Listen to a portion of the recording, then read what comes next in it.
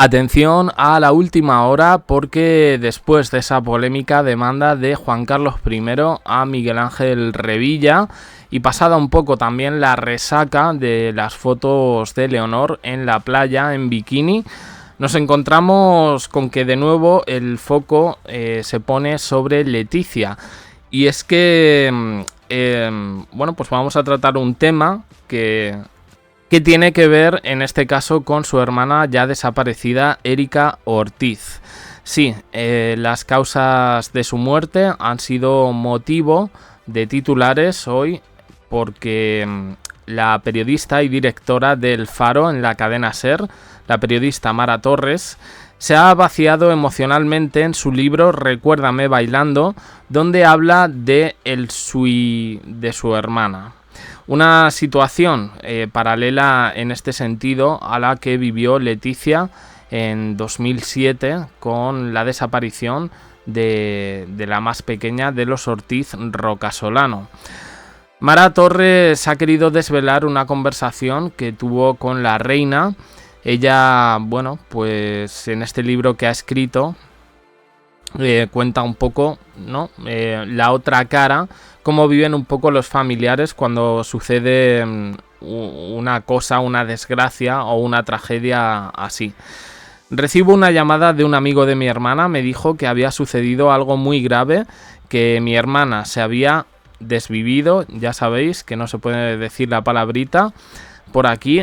Dice, el mundo se rompe para mi familia. En su caso fue el 16 de septiembre de 2013 a las 6:30 de la tarde.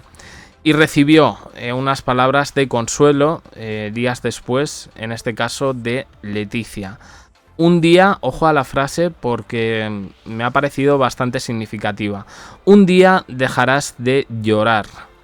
Recordemos que la reina Leticia sufrió la trágica muerte de su hermana Erika con tan solo 31 años, muy joven, el 7 de febrero de 2007. Doña Leticia, estoy leyendo el artículo, estaba embarazada de la infanta Sofía. Desde hace años la reina, en este sentido, Leticia, y he querido poner estas imágenes, está comprometida con la salud mental, un campo esencial y vital en el bienestar de las personas.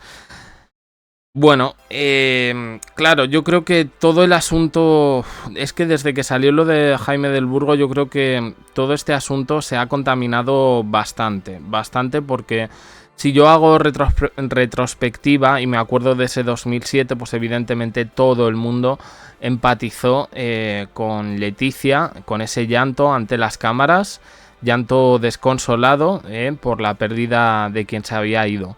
Luego conocimos una versión por parte del libro de su primo, David Rocasolano, en la que, bueno, daba una serie de conjeturas que supongo que no agradarían a Leticia en su momento, pero es que además hace apenas un año y medio tuvimos las confesiones de Jaime del Burgo en el libro de Jaime Peñafiel, confirmando un poco esas conjeturas de David Rocasolano. Es un tema, ya digo, bastante difícil, pero aquí lo que vemos es que Leticia en este sentido quiso, bueno, pues echar un cable o al menos ponerse en contacto con una compañera, con una persona que conocemos todos por su trayectoria como periodista, para decirle, pues mira, un día dejarás de llorar. Alguna gente, lo he visto por redes, se ha criticado esta frase como, bueno, como un ejercicio de frialdad, pero al final creo que también se trata un poco de seguir con la vida. Mara Torres en la reseña del libro dice que no es un libro sobre su familia, sobre cosas privadas, ni siquiera sobre el SUI, sino que dice, es un libro sobre la mente de mi hermana pequeña y el proceso que la sumerge en la oscuridad total.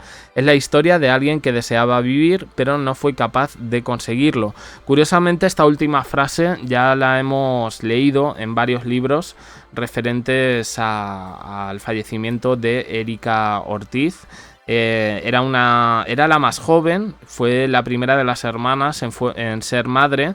Era una mente bohemia, dedicada un poco al arte, mente compleja porque a lo mejor no se adaptaba a las circunstancias normales de las personas, y yo creo que, bueno, es la impresión, después de haber leído tantos libros sobre Leticia, que a ella le vino muy...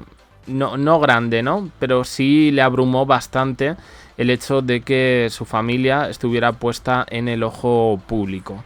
Yo no voy a hablar de responsabilidades de Leticia o de familiares, porque eso me parecería bastante cruel y no estoy de acuerdo. O sea, y siempre lo he dicho, que yo personalmente creo que en este sentido no se puede echar la culpa a nadie.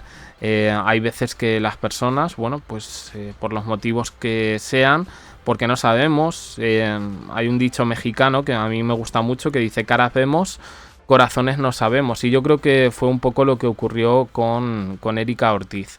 Leticia nunca había roto el silencio de esta manera. En este caso, creo que Mara Torres, al decir que ha recibido la llamada de la reina, era como dar un espaldarazo, como decir, no, Leticia no habla, Leticia no da declaraciones, pero que se sepa que yo, que he vivido una circunstancia similar a la suya, pues tuve ese mensaje, esa llamada de una persona que, bueno, pues quizás a lo mejor por sentirse ciertamente identificada,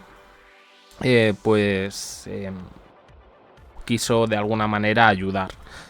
Luego la vida siguió. Leticia dio a luz a Sofía, y la vida siguió. Y luego a partir de ahí pues vinieron muchas cosas. La verdad es que, bueno, a mí me ha llamado bastante la atención este tema. Creo que no todos los medios siguen un poco con lo de Juan Carlos y Revilla, con lo de las fotos en bikini de Leonor. Pues sinceramente me parecen un poco temas banales en cuanto a información de la Casa Real, porque esto sí me parece realmente importante. O sea, esto sí que es un hito periodístico, el hecho de que una periodista como Mara Torres haya decidido revelar esta exclusiva, que no lo sabíamos, y yo creo, y ya, o sea, haciendo tantos vídeos sobre Leticia, al final como que conoces un poco, ¿no? O tu mente a lo mejor forma un poco lo que es la verdadera personalidad, más allá de lo que puedan decir artículos, de lo que puedan decir diferentes autores, periodistas, biógrafos, y lo que podamos encontrar en diferentes libros. Entonces yo creo que ella sí está comprometida efectivamente con todo eso. No creo en ningún momento que su hermana sea, como he leído por ahí, o he oído también, una especie de excusa, ¿no? Para cuando acude a este tipo de eventos, poder, no sé, decir algo. No, sinceramente yo creo que eso es un palo en cualquier familia, y evidentemente creo que voy a leer este libro. Yo no he tenido una situación similar, pero es verdad que muchas veces ponemos el ojo en la persona que se ha ido y no en las personas que se quedan, y a lo mejor el sentimiento de culpa que puedan o no tener. Ya digo que no voy a entrar en más, porque no, me parecen ya especulaciones. Ya hablamos en su momento de cosas que se dijeron, y bueno, pues sinceramente, un día dejarás de llorar. Me quedo con esa frase, y compleja la frase. Compleja no, pero sí con múltiples análisis. Nada más. Opiniones en comentarios, suscribiros, campanita, un me gusta en apoyo al canal, y os dejo aquí con más vídeos y en el canal secundario JDC abajo en la descripción. Gracias por estar ahí.